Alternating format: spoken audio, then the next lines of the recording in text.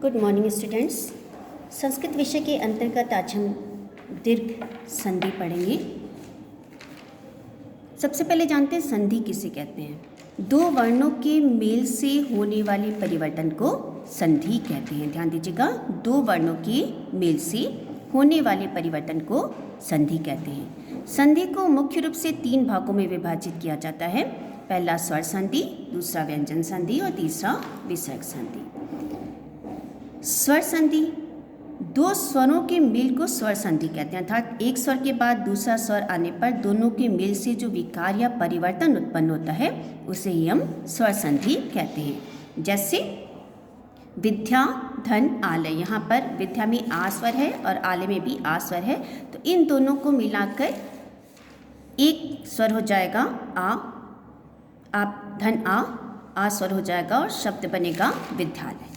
स्वर संधि के भेद के अंतर्गत आज हम दीर्घ स्वर संधि का अध्ययन करेंगे।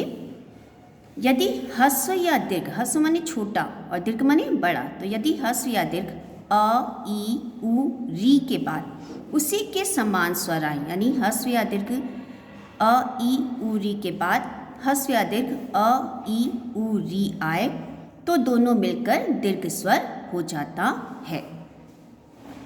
कुछ एग्जाम्पल्स यहाँ पर दिए हुए हैं, उनके माध्यम से हम समझते हैं। जैसे हिम और अद्रि। यहाँ पे हिम में अंतिम वर्ण अ है और अद्रि में भी पहला वर्ण अ है। ये अंतिम वर्ण हिम का और अद्रि का पहला वर्ण, इन दोनों को हम आपस में जोड़ते हैं तो आ स्वर हो जाएगा और शब्द बन जाएगा हिमाद्रि। दूसरा उदाहरण है देव, धन, आलय। देव का अंतिम वर्ण अ और आलय का पहला वर्ण आ, इनको मिलाकर बना आ और शब्द बना देवालय। दया, धन, आनंद। दया का अंतिम वर्ण है आ और आनंद का पहला वर्ण है आ, इन दोनों को मिलाकर बना आ और शब्द बना दयानंद। रवि, धन, इंद्र। रवि में अंतिम वर्ण कौन सा है? ई, और इंद्र में पहला वर्ण कौन सा है? ई, तो ये दो छोटे ई हैं, इनको मिलाकर बड़ा ई हो गया और शब्द बन गया रविंद्र। ध्यान दीजिएगा, जब हमने यहाँ पर संधि की थी तो यहाँ पे छोटी संधि विच्छेद में छोटे ई की मात्रा थी रवि में, और इन दोनों ई को मिलाकर एक बड़ा ई हो गया, और जब हम संधि करेंगे तो रविंद्र में बड़ी ई की मात्रा होगी। मुनि, धन, ईश। यहाँ पर ई, मुनि का ई यहाँ पर लिया गया है और ईश का ई, इन दोनों को मिलाकर एक बड़ा ई बन जाएगा और शब्द बनेगा मुनीषा। मही, धन, ईश। यहाँ पर भी मही का ई और ईश का ई, इन दोनों वर्णों को हम आपस में मिलाएंगे, इनकी संधि करेंगे और शब्द बनेगा महिषा। भानु, धन, उदय। भानु में ऊ छोटा लगा है तो यहाँ पर छोटा ऊ लेंगे और उदय का पहला वर्ण ऊ, दोनों छोटे ऊ हैं यहाँ पर, और एक बड़ा ऊ बन जाएगा और शब्द बन जाएगा भानुदया।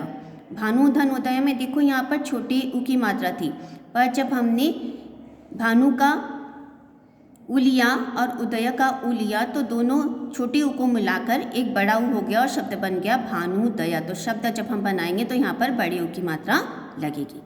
वधु, धन, उत्सव।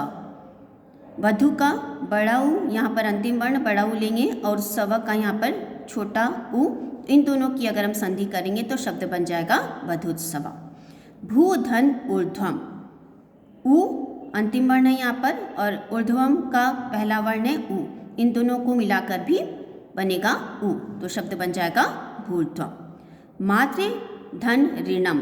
री है यहाँ पर अंतिम वर्ण मातृ में और ऋणम में पहला वर्ण भी री है, इन दोनों को मिलाकर बन जाएगा री, बड़ा री, और शब्द बन जाएगा मातृणम। धन्यवाद।